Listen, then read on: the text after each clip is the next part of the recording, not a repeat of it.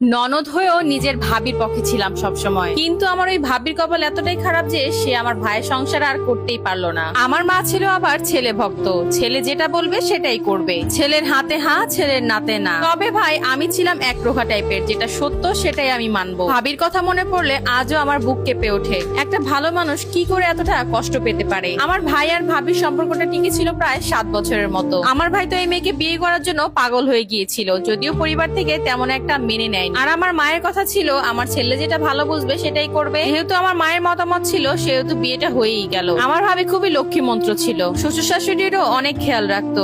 আমিও আমার ভাবির সাথে অনেকটাই ফ্রি ছিলাম। ভাবির সাজগোজের যত জিনিসপত্র আছে তার সবকিছুই মনে হয় আমি নিয়ে গিয়েছিলাম। ভেবেছিলাম ভাবি হয়তো এগুলো নিয়ে রাগারাগি করবে, ঝগড়া করবে, ভাইয়ার কাছে বিচার দিবে, কিন্তু সে কখনোই এটা করেনি। শাশুড়ি বউ একসাথে থাকলে একটু লাগালাগি হয়, কিন্তু ভাবির দিক থেকে একটা জিনিস দেখেছি, যদিও আমার মার সাথে লেগে যেত কিন্তু তার 10 মিনিট পরে আবার সে হেসে কথা বলতো, যেন 10 মিনিট আগে কি হয়েছে সে কিছুই জানে না। একবার রোজার ঈদে ভাইয়া প্রায় 7,500 টাকা দামের একটা শাড়ি ভাবিকে গিফট করেছে। এই জিনিসটা দেখে আমার মার একটু হিংসা লাগছিল, কিন্তু তাও কিছুই বলেনি। আর ওই সময়টাতে ভাইয়া ভাবিকে এতটাই ভালোবাসতো যে ভাইয়ার হাতে টাকা থাকলে সবকিছুই তাকে কিনে দিত।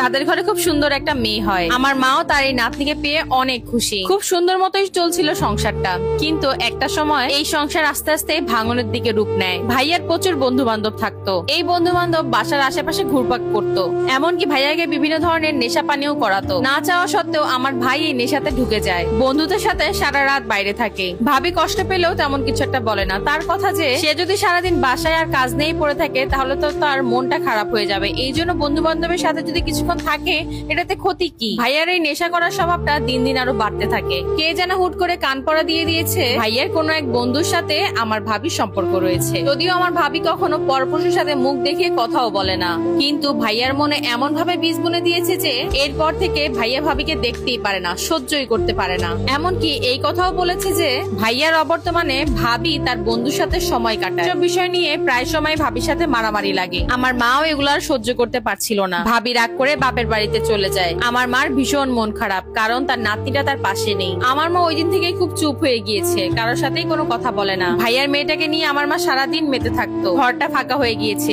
খালি হয়ে গিয়েছে। ভাইয়াকে পরে দেখলাম নতুন করে কারোর সাথে সম্পর্ক জড়াতে। অনেক বোঝানোর চেষ্টা করলাম ভাবিকে ফিরিয়ে নিয়ে আসার জন্য। আমার ভাইয়ের একটাই কথা, তার বন্ধুর সাথে তার বউয়ের অবৈধ সম্পর্ক রয়েছে। শেষমেশ আমার ভাই যে মেয়ের সাথে সম্পর্ক করতো সেই মেয়েকে বিয়েও করলো। ভাইয়াও এদিকে পরিবারকে জানিয়ে দিয়েছে ভাবির সাথে আর কোনো সম্পর্কই রাখবে না। অথচ আমি আর আমার মা এই ভাবি আর ভাবির বাচ্চাকে নিয়েই পড়ে থাকতাম সবসময়।